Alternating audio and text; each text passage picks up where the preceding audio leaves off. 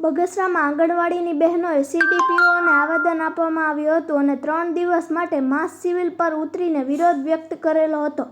ત્યારબાદ તમામ મહિલાઓ ધરણા પર કરવામાં આવ્યા હતા અને સૂત્રોચ્ચાર કરી હમારે માંગી પૂરી કરો નારા લગાવ્યા હતા। ગુજરાત સરકાર દ્વારા આંગણવાડી વર્કર્સ ફેસિલિટેટરએ પોતાની માંગણી રજૂ કરેલ હોવા છતાં ગુજરાત સરકાર દ્વારા આ પ્રશ્નોનું નિરાકરણ માટે કોઈપણ પ્રકારની બેઠક યોજેલ નથી, જેને લઈને આજે ફરીવાર બગસરા પંથકની આંગણવાડી મહિલાઓએ ગઈકાલના આવેદન આપવામાં આવેલ છે।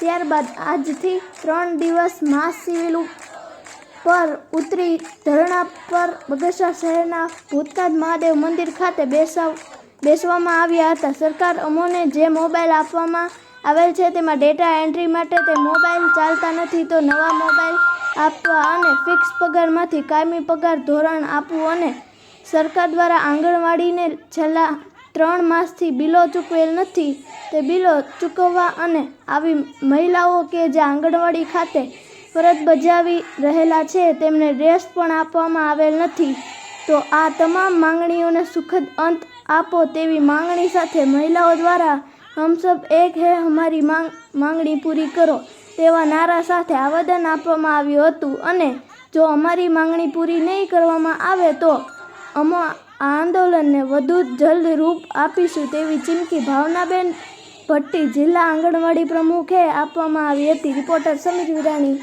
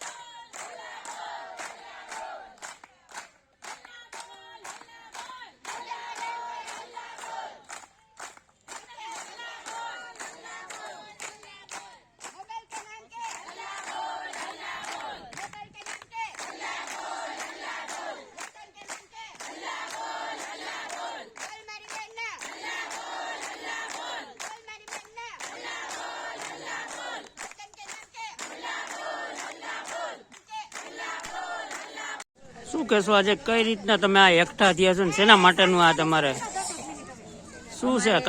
અમે બગસરા તાલુકો ગામ બગસરા, હું વર્કર છું અને અમારે હાઈકોર્ટે જે ચુકાદો આપ્યો છે અમને પગાર વધારાનો, એ સરકાર હજી કાંઈ ધ્યાનમાં લેતી નથી। એ લોકો સુપ્રીમ કોર્ટમાં ગયા છે, પણ જ્યાં સુધી સુપ્રીમ કોર્ટનો ચુકાદો ન આવે ત્યાં સુધી અમારી એવી માંગ છે કે અમને માનદ વેતનમાંથી લઘુત્તમ વેતન અમને ચૂકવો ત્યાં સુધી, અને જેમ બને એમ સરકાર અમારી માંગણીઓ સ્વીકારે અને ચુકાદાનો અમલ ઝડપથી કરે।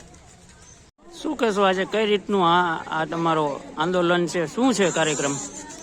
આજે અમે બધા બહેનો બગસરા તાલુકાના ભેગા થયા છે, કારણ કે અમારે જે સરકારને ક્યાં કર્મચારી છે આ બગસરા તાલુકા? આ બગસરાના આંગણવાડી કર્મચારી છે અને હું અમરેલી જિલ્લાના પ્રમુખ યુનિયનના પ્રમુખ છું। આજે અમે એ બહેનો એટલા માટે ભેગા થયા છે કે અમે 3 દિવસની માસ સિવિલ મૂકી કામથી અળગા રહેલ છીએ, કારણ કે સરકારને જે હાઈકોર્ટે ચુકાદો આપેલ છે તેનો અમલ સરકારે હજી સુધી કરેલ નથી। તો અમે એટલા માટે છીએ કે જ્યારે અમને સરકાર આ કાયમી સુપ્રીમ કોર્ટ ચુકાદો ન આપે ત્યાં સુધી અમારું લઘુત્તમ વેતન શરૂ કરે અને અમારી બધી માંગણીઓ પૂરી કરે, એના માટે અમે બધા બહેનો આજે 3 દિવસ માસ સિવિલ મૂકી કામથી અળગા રહેલ છીએ।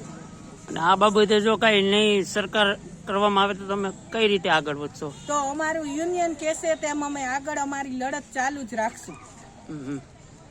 શું કહેશો આજે કઈ રીતનું આ તમે શેના માટે એકઠા થયા છો?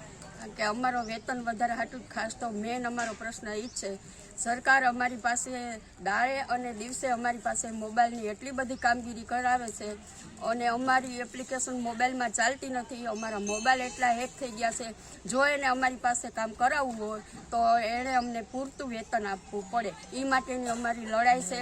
અને નવા મોબાઈલ એ લોકો આપવાના છે, પણ જો પહેલાં આપ્યા હતા એવા આપશે તો અમે એ મોબાઈલનો સ્વીકાર પણ નથી કરવાના અને જેમ બને એમ અમે સરકારને વિનંતી કરીએ છીએ કે અમારું કમસે કમ લઘુત્તમ વેતન લાગુ કરે. જો એને કામ કરાવવું હોય તો એને લઘુત્તમ વેતન આપવું જ પડશે. આજે માતા યશોદાનું બિરદું આપ્યું છે, પણ આજે માતા યશોદા આજે રોડ ઉપર છે. નારીકરણની વાતો કરે છે તો આજે નારી રોડ ઉપર કેમ આવે? એ સરકારની આંખું ઉઘડવી જોઈએ એવી ખાસ નમ્ર વિનંતી છે.